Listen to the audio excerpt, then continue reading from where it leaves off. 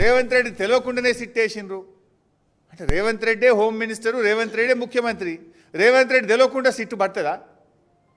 ఎట్లొచ్చింది ఆ సిట్టు? ఒకవేళ రేవంత్ రెడ్డి తెలియకుండా సిట్టే వస్తే ముఖ్యమంత్రిగా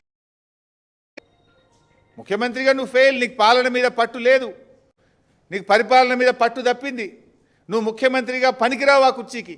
నీకు తెలియకుండా సిట్ వచ్చింది నిజమే అయితే నువ్వు ముఖ్యమంత్రిగా కుర్చీకి పనికిరావు. You are failed to administer the state.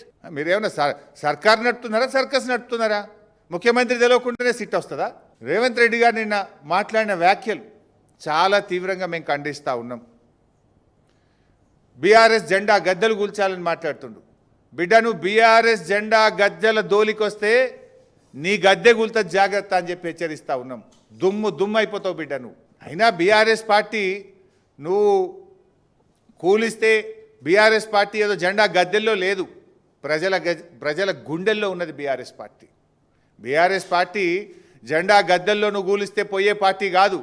Telangana ప్రజల గుండెల్లో పుట్టిన పార్టీ బీఆర్ఎస్ పార్టీ, ప్రజల హృదయాల్లో ఉన్నటువంటి పార్టీ బీఆర్ఎస్ పార్టీ. ఈ హౌలా మాటలు బంద్ చేయి, పిచ్చి పిచ్చి మాటలు బంద్ చేయి. 6 గ్యారంటీల మీద దృష్టి పెట్టు. నిన్న క్యాబినెట్ మీటింగ్ జరిగింది. రాష్ట్రంలో రైతులు ఆశగా ఎదురు చూసినారు. సంక్రాంతికే నువ్వు రైతు బంధు ఇస్తామని ఎదురు చూశారు యాసంగి పంటకు. సరే, సంక్రాంతికి ఇయ్యలేదు, నిన్న క్యాబినెట్ మీటింగ్లోనైనా రైతు బంధు ఇస్తావేమోనని ఎదురు చూసిన రైతులకు నిరాశ మిగిలింది. అరే, గా ఎరువుల కొరత ఉంది, దాని మీద ఏమైనా క్యాబినెట్ మాట్లాడుతుందేమో అనుకున్నాం. రైతు బంధు గురించి ఒక ప్రకటన వస్తుందని ఎంతో ఆశగా ఎదురు చూశారు రైతులు. కానీ మేడారంలో జరిగిన క్యాబినెట్ మీటింగ్లో రైతు బంధు ఊసే లేదు, ఎరువుల కొరత గురించి చర్చే లేదు, పిల్లల ఫీజు రియంబర్స్మెంట్ గురించి ఇలా 20 లక్షల మంది పిల్లల జీవితాలతో ఆడుకుంటున్నాడు.